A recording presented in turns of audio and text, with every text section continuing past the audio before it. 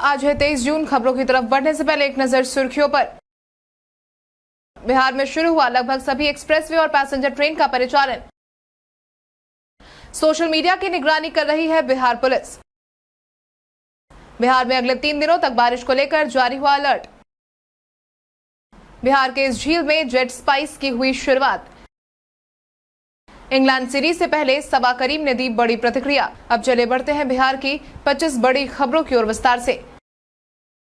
बिहार में शुरू हुआ लगभग सभी एक्सप्रेस और पैसेंजर ट्रेन का परिचालन। यात्रीगण कृपया ध्यान दें, अग्निपथ योजना को लेकर बंद हुई ट्रेनों के पहिए अब धीरे धीरे खुलने लगे हैं। हालांकि बीते दिन से तो बिहार में चलने वाली सभी एक्सप्रेस और पैसेंजर ट्रेनों का परिचालन लगभग शुरू कर दिया गया है। मीडिया में चल रही खबरों के अनुसार अब हालात सामान्य होने पर रेलवे ने इस क्षेत्र में सभी मेल एक्सप्रेस के अलावा ज्यादातर लोकल मेमू और डेमू पैसेंजर ट्रेनों का परिचालन बुधवार से शुरू कर दिया है। हालांकि इसमें रेलवे को एक बड़ी दिक्कत का सामना करना पड़ रहा है। आपको बता दें कि रेलवे और बिहार के स्थानीय प्रशासन की तरफ से सभी रेलवे स्टेशनों पर सुरक्षा के पुख्ता इंतजाम किए गए हैं। संवेदनशील स्टेशनों पर रैपिड एक्शन फोर्स को भी लगाया गया है। स्टेशनों के हर कोने पर सुरक्षा बल लगातार निगाह रखे हुए हैं।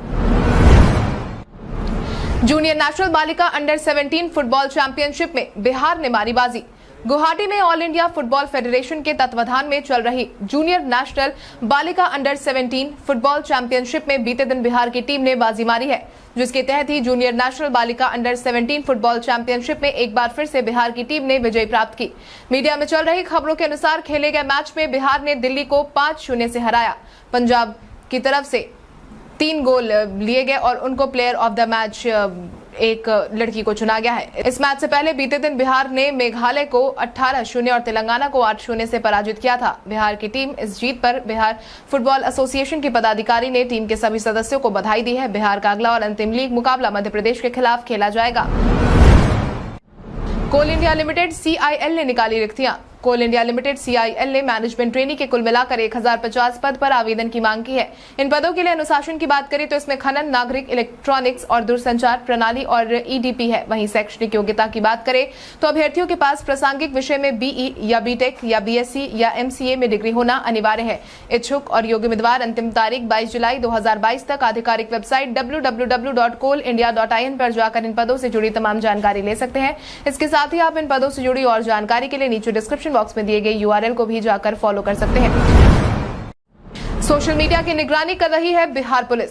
बिहार में दंगों और प्रदर्शन के दौरान फेक न्यूज, भड़काऊ बयान और सोशल मीडिया के विवादास्पद पोस्ट आग में घी डालने का काम करते हैं, जिसके तहत ही अग्निपथ योजना के खिलाफ भी काफी ज्यादा विरोध प्रदर्शन करने के दौरान भी कई जगहों पर हिंसक घटनाओं की खबर आई, जिसके बाद ही अब बिहार की नीतीश सरकार ने सोशल मीडिया पर किसी भी तरह के आपत्तिजनक पोस्ट डालने वालों को किसी भी हाल में बख्शने के मूड में नजर नहीं आ रही है। इस पर ही अब 24 घंटों की पैनी नजर रखने के लिए EOU में एक यूनिट सोशल मीडिया पेट्रोलिंग का गठन किया गया है। सोशल मीडिया पेट्रोलिंग यूनिट हर वक्त अपनी आंखें सोशल मीडिया पर रखे हुए है। इस यूनिट को अत्यधिक महिलाएं संभाल रही है। EOU के मुताबिक बहुत जल्द इस यूनिट का विस्तार किया जाएगा। शहरी PHC और हेल्थ एंड वेलनेस सेंटरों पर दिखेगी अब ANM।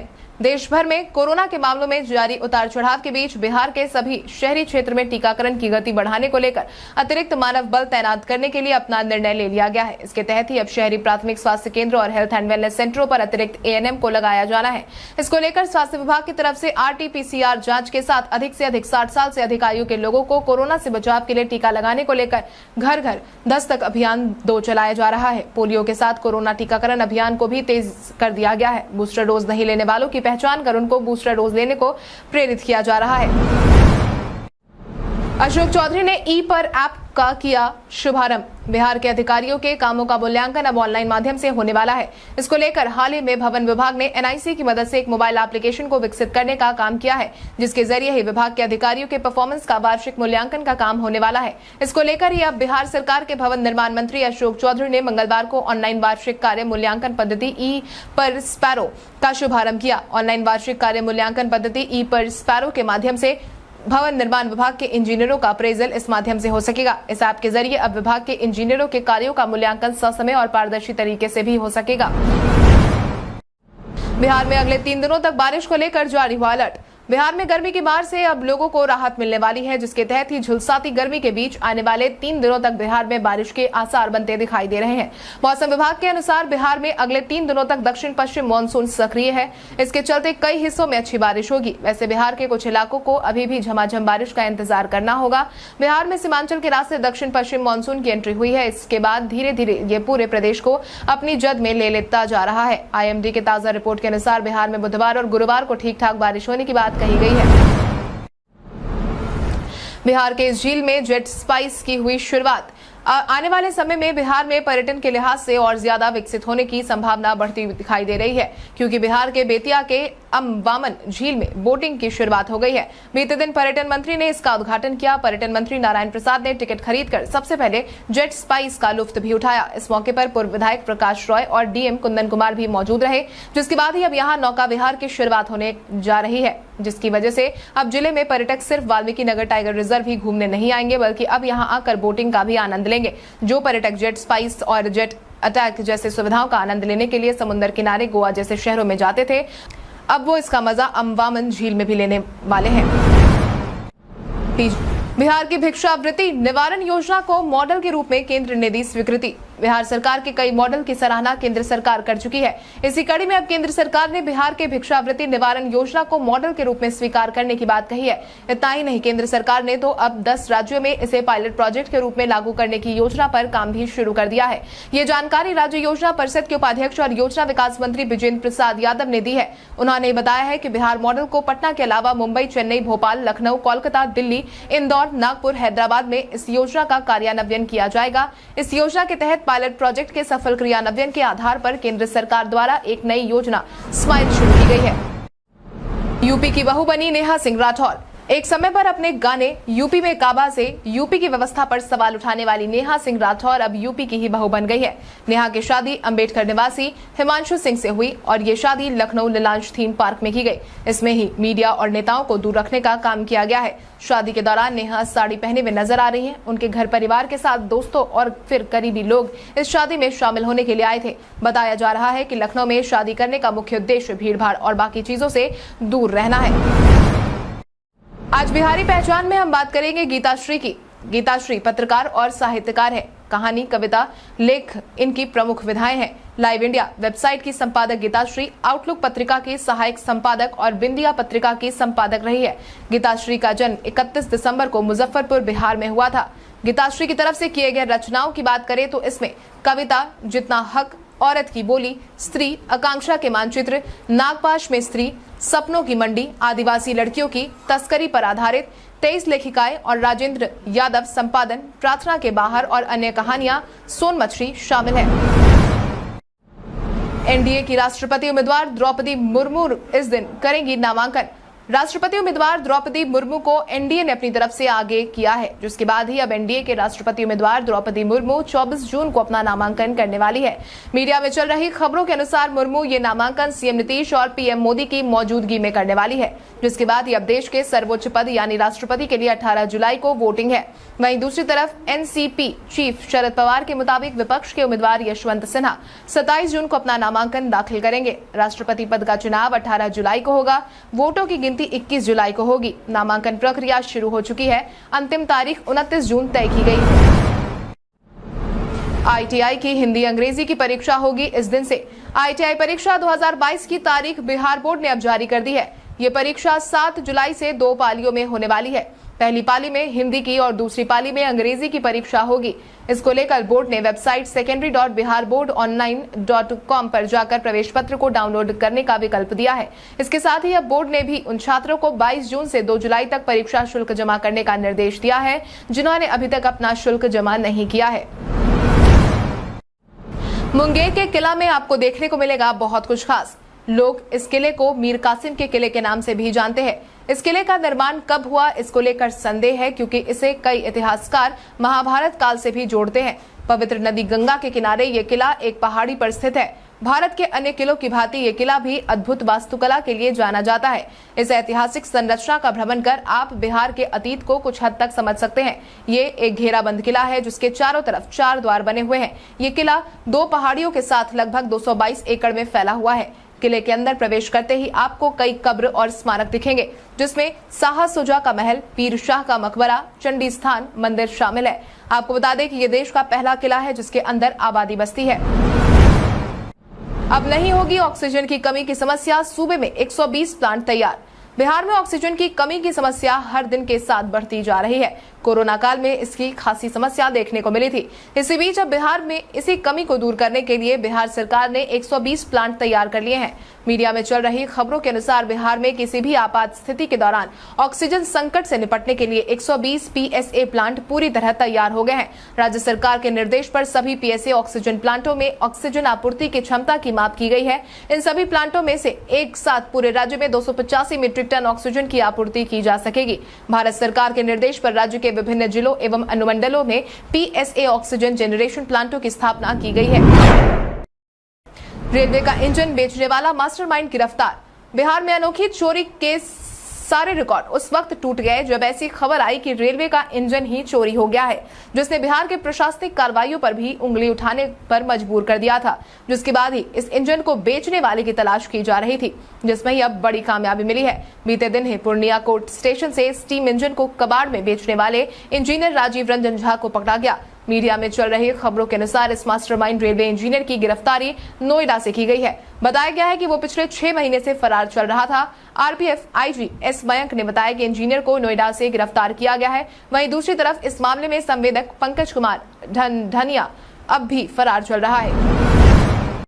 विधायकों के सवाल का जवाब नहीं भेजना लापरवाही। 24 जून से शुरू होने वाले बिहार विधानसभा के मानसून सत्र की तैयारियों को लेकर बिहार में काफी चहलकदमी देखने को मिल रही है। इसी बीच 24 जून से शुरू होने वाले बिहार विधानसभा के मानसून सत्र की तैयारियों को लेकर विधानसभा अध्यक्ष विजय कुमार सिन्हा ने समीक्षा बैठक की और इस बैठक को संबोधित करते हुए विधानसभा अध्यक्ष ने 17वीं विधानसभा में सदस्यों द्वारा पूछे गए कई सवालों का अब तक जवाब नहीं मिलने पर नाराजगी जताई है। उन्होंने कहा कि प्रश्न पूछना विधायकों का महत्वपूर्ण विधायी अधिकार है। सभा सचिवालय को अब तक उत्तर नहीं उपलब्ध कराने वाले विभिन्न विभागों के दोषी पदाधिकारियों को चिन्हित कर सरकार उनके खिलाफ कार्रवाई करे और इससे उन्हें भी अवगत कराने की बात कही है। साथ ही प्रश्नों के उत्तर को अब तक नहीं भेजा जाना घोर लापरवाही और बिहार की जनता के प्रति गैर जवाबदेही भी माना जाएगा। अग्निपथ के विरोध में राजभवन मार्च करने पर भाजपा ने कसा तंज। केंद्र सरकार की अग्निपथ योजना को लेकर बिहार में उठी विरोध की आंधी ने अपने साथ कई चीजों को खाक कर दिया है। वहीं इस योजना के विरोध में ही बीते दिन नेता प्रतिपक्ष तेजस्वी यादव ने भी राजभवन मार्च निकाला, जिसके तहत उन्होंने इस मार्च के तहत राज्यपाल को अग्निपथ योजना वापस लेने के लिए ज्ञापन सौंपा। जिसके बाद ही अग्निपथ के विरोध में राजभवन मार्च करने पर भाजपा ने तंज कसा है। प्रदेश भाजपा अध्यक्ष संजय जायसवाल ने दोनों दलों को आड़े हाथों लेते हुए बिना उनका नाम लिए जमकर तंज कसा, जिसके तहत ही सोशल मीडिया पर संजय जायसवाल ने एक पोस्ट में लिखा कि जहानाबाद में पुलिस की निगरानी में जेल तोड़कर हत्यारों को आजाद करने वाली सरकार और जेल तोड़ने वाले और भागने वाले हत्यारों के तीमारदार दोनों गले में गले मिलाकर राजभवन मार्च कर रहे हैं। 27 जून को जाप सभी विश्वविद्यालय को करवाएगी बंद। बीते दिनों ही जाप सुप्रीमो पप्पू यादव आदर्श आचार संहिता उल्लंघन मामले में पेशी के लिए बिहार शरीफ व्यवहार न्यायालय पहुंचे थे, जहां पर ही साल 2015 में बिहार विधानसभा के चुनाव के समय में पप्पू यादव का हेलीकॉप्टर 5 मिनट लेट से पहुंचा था। इसके कारण निर्धारित समय से अधिक देर तक चुनावी जनसभा चलती रही। इसके बाद जिला प्रशासन ने बिहार थाना में आदर्श आचार संहिता उल्लंघन का मामला पप्पू यादव के खिलाफ दर्ज कराया था। पेशी के बाद जैसे ही पप्पू यादव कोर्ट परिसर से बाहर निकले, उसके बाद अग्निपथ योजना के विरोध में पप्पू यादव ने कहा कि उनकी पार्टी 27 जून को बिहार के सभी विश्वविद्यालयों को बंद कराने का काम करेगी। तेजस्वी के राजभवन मार्च से कांग्रेस ने बनाई दूरी। बीते दिन अग्निपथ योजना के खिलाफ नेता प्रतिपक्ष तेजस्वी यादव ने राजभवन मार्च निकाला था, लेकिन उनके इस मार्च से कांग्रेस ने दूरी बनाई थी। कांग्रेस की इसी दूरी पर अब कांग्रेस नेता प्रेमचंद्र मिश्रा का बयान सामने आया है, जिसके तहत ही बीते दिन इस मामले को लेकर मीडिया से बातचीत के दौरान कांग्रेस के विधान पार्षद प्रेमचंद्र मिश्रा ने नाराजगी जताते हुए कहा कि राष्ट्रीय जनता दल ने इस कार्यक्रम के लिए कांग्रेस को क्यों नहीं बुलाया। इसका जवाब राष्ट्रीय जनता दल के नेता ही दे सकते हैं। कांग्रेस पहले ही अग्निपथ योजना के विरोध के लिए बिहार में कई कार्यक्रम कर चुकी है। हर एक जिला में कांग्रेस के कार्यकर्ता अग्निपथ योजना के विरोध में प्रदर्शन कर रहे हैं। सभी पार्टियों को अलग अलग तरीके के कार्यक्रम होते हैं और कोई भी पार्टी अगर आज देखा देखी राजभवन मार्च कर रही है तो हम क्या कहेंगे। भारत के इतिहास में आज की तारीख कई कारणों से दर्ज। प्रसिद्ध बंगाली अभिनेता सौमित्र चैटर्जी को दादा साहेब फाल्के पुरस्कार देने के लिए चयन समिति ने 2008 में सिफारिश की। टायर बनाने वाली देश की प्रमुख कंपनी जेके टायर इंडिया लिमिटेड ने 2008 में मैक्सिको की टायर कंपनी टोर्नेल और उसकी सहायक कंपनियों सहित $270 करोड़ का अधिग्रहण किया। गुजरात का रानी की बाव और हिमाचल का ग्रेट हिमालयन नेशनल पार्क 2014 में विश्व धरोहर सूची में शामिल हुआ। एयर इंडिया का एक यात्री विमान 1985 को आयरलैंड तट के करीब हवा में दुर्घटनाग्रस्त हो गया था। इस हादसे में विमान में सवार सभी 329 यात्री की जान गई थी। हिमाचल प्रदेश के वर्तमान मुख्यमंत्री वीरभद्र सिंह का जन्म 1934 में हुआ। प्रदीप कुमार बैनर्जी का जन्म 1936 में हुआ। भारत के सर्वश्रेष्ठ फुटबॉल खिलाड़ियों में से एक है। भारतीय नेता और इंदिरा गांधी के छोटे पुत्र संजय गांधी का निधन 1980 में हुआ। इंग्लैंड सीरीज से पहले सबा करीम ने दी बड़ी प्रतिक्रिया। रोहित शर्मा की अगुवाई वाली टीम इंडिया इंग्लैंड पहुंचकर तैयारियों में जुट गई है। 1 जुलाई से भारत और इंग्लैंड के बीच टेस्ट मैच खेली जाएगी। ये टेस्ट पिछले साल हुए टेस्ट सीरीज का बचा हुआ आखिरी मैच है। दरअसल पिछले साल भारत 5 मैच की टेस्ट सीरीज खेलने गई थी। इंडिया न्यूज पर भारत बनाम इंग्लैंड टेस्ट मैच पर प्रीव्यू करते हुए सबा करीम ने भी बड़ी बात कह दी है। उन्होंने कहा कि ये मैच भविष्य के लिए टेस्ट क्रिकेट के अप्रोच को डिफाइन कर सकता है। सबा करीम ने कहा कि मुझे लगता है कि ये मैच तय करेगा कि आपको आगे जाकर टेस्ट क्रिकेट कैसे खेलना चाहिए। ये न केवल भारत और इंग्लैंड के बीच एक टेस्ट मैच होने जा रहा है, बल्कि ये 2 माइंडसेट्स के बीच की लड़ाई होने जा रही है। माला माल कर देंगे फेसबुक और इंस्टाग्राम। अब फेसबुक इंस्टाग्राम के जरिए आप मोटी कमाई कर सकेंगे। खुद कंपनी के सीईओ मार्क जकरबर्ग न सिर्फ इसकी जानकारी देते देखे गए हैं, बल्कि तरीके भी उन्होंने बताए हैं। अगर आप भी फेसबुक और इंस्टाग्राम पर इस्तेमाल पैसे कमाने के लिए करना चाहते हैं तो ये खबर आपके लिए है। हाल ही में फेसबुक के संस्थापक ने इंस्टाग्राम और फेसबुक पर क्रिएटर्स के लिए 5 नए फीचर्स की घोषणा की है, जिसमें ही interoperable subscription, Facebook stars, monetizing, reels, creator, market place और डिजिटल कलेक्टिबल्स जैसे फीचर शामिल है, जिससे आप आसानी से पैसे घर बैठे बैठे कमा सकते हैं। मोबाइल कंपनी पर केस दर्ज की खबर की सच्चाई आई सामने। बीते दिन सोशल मीडिया पर ऐसी खबरें तेजी से फैल रही थी कि किसी मोबाइल कंपनी पर एक उपभोक्ता द्वारा केस किया गया है, जिसके बाद ही ये खबर चर्चा का विषय बनी हुई थी। लेकिन अगर आपसे कोई ये कहे कि ये खबर झूठी थी तो आप भी शायद मेरी बात पर यकीन नहीं करेंगे, लेकिन ये सच है। जी हाँ, इस खबर की पड़ताल की तो पता चला कि ऐसा कोई मामला सामने नहीं आया है। कंज्यूमर कोर्ट में ऐसा कोई भी केस दर्ज नहीं हुआ है। इसको लेकर उपभोक्ता आयोग कोर्ट के अध्यक्ष कृष्ण प्रताप सिंह ने बताया कि ऐसा कोई केस यहाँ दर्ज नहीं हुआ। उन्होंने ये भी बताया कि ऐसी खबरें उन तक भी पहुंची है, लेकिन ये खबर बिल्कुल अफवाह है। उन्होंने एक लेटर भी जारी किया है, जिसमें जिक्र किया गया कि ये अफवाह पूरी तरीके से है। श्रावणी मेले को लेकर शुरू हुई तैयारी। कोरोना काल के 2 साल बाद बाबा वैद्यनाथ के दरबार में भक्त फिर से हाजिरी लगाएंगे। इसको लेकर तैयारियों का सिलसिला तेज कर दिया गया है, क्योंकि इस बार देवघर में भव्य रूप से श्रावणी मेले का आयोजन होने जा रहा है। इसको लेकर पुलिस महकमा चौकस है और लगातार कांवड़ियों की सुविधा और सुरक्षा के लिए कार्य योजना भी बनाने का काम हो रहा है। आपकी जानकारी के लिए आपको बता दें कि मेले का आयोजन नहीं होने के कारण ही मंदिर पर आश्रित लोगों और दुकानदारों को भी नुकसान उठाना पड़ा था, लेकिन इस बार मेले का आयोजन हो रहा है। ऐसे में श्रद्धालु भी काफी उत्साहित है। कल हमारे द्वारा पूछे गए सवाल का जवाब आप में से बहुत सारे यूजर ने हमें कमेंट करके दिया था, उसके लिए आपका बहुत बहुत धन्यवाद। आप में से जिन यूजर ने हमारे सवालों का सही जवाब दिया है उनके नाम है MK यादव, गौतम कुमार, सतीश आजाद, विद्यासागर, बबीता यादव, नवीन कुमार,